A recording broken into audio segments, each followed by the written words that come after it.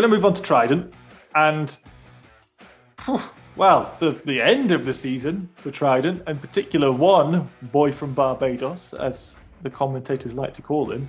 Oh, terrific! Some of this, in terms of a 2-week blitz, you can't really have much better than that. Maloney was just in a completely different league at the end of the championship, and out of nowhere, P2 in the final standings. Roman Stanek, also title contender up until the very, very end. Don't really know exactly how he was as well. He did well all year, did consistent, but I don't know if it's just everyone else dropping points because he wasn't ever, to me, top driver. And then Jonny Edgar, well, with everything that was going on with the health complications, I was so encouraged by his comeback and consistency again when he did join the field once more. I'm looking now, the last 3 rounds, this triple header, scored points every single time. So weird one, Trident. They didn't get the team's championship this year, Josh, but I don't think they can be too disheartened because they've got a driver for the future in Zane Maloney, I'd say. They were a weird team in some respects. Like, I guess we could start off with Jonny. Preceding his break, with Crohn's disease, like he didn't quite. Didn't feel like he was quite hitting the heights that he used to. It was like we knew what he was capable of, but it didn't quite feel as like he was getting there with Formula 3. It was kind of like he was stuck in second gear almost.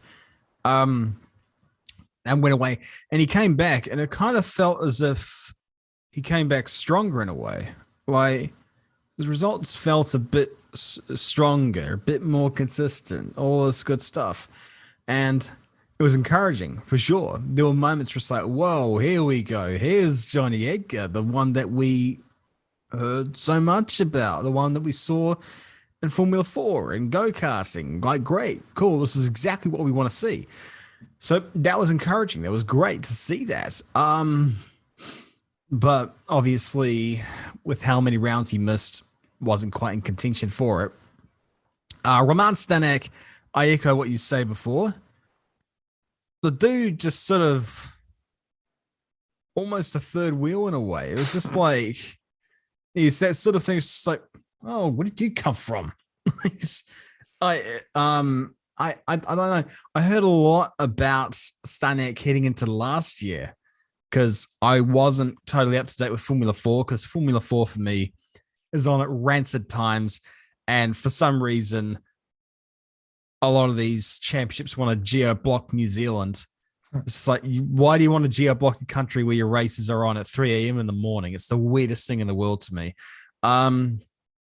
So I wasn't totally up to speed on Stanek, because, people say, oh, he achieved this, he achieved that. It's like, well, I need to see a driver race. Like, it's all very well and good, someone winning something, but I need to actually see them race. So I heard a lot about Stanek, and then I saw Stanek. It's like, okay, what am I supposed to see here? I'm not seeing this great or inspiring driver, personally speaking, at least. And with Trident this year, he was more heading in that direction of like, okay, maybe I'm seeing something here. But he always felt as though he was a driver that was racking up the points, a consistency driver almost.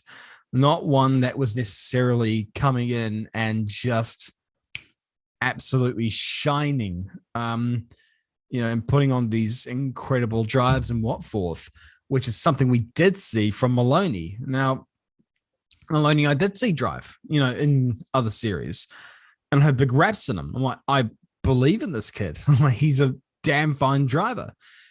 And, this year he proved it. Although, how in the hell he figured himself into the championship, I don't know. Because I think, what was it, like midway point, he wasn't even thought of in any way.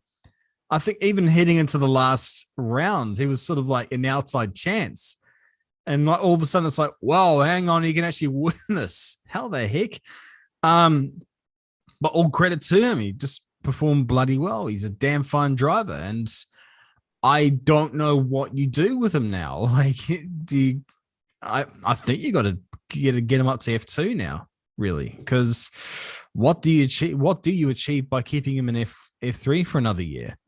So, yeah, I mean, overall, I think they were all impressive this year. You know, Stanek was a bit more. I don't know what you would call him. Anonymous doesn't seem. You know what fair. I think Stanek is? It's like when you were watching Hamilton's dominance and he was the Bottas. He was just doing enough to justify that this driver is clearly quick. And that's not a criticism, because I think Bottas is very much required as a driver, but I just never thought he was capable of winning the championship.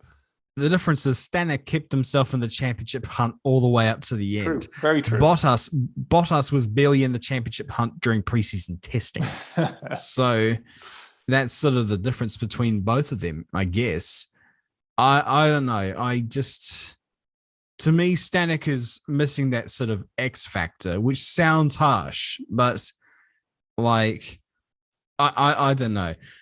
Especially with the season that Maloney had, it's hard to look at Stanek's season and say that it was stellar because, you know, especially given it is a second year, isn't it? In Formula 3.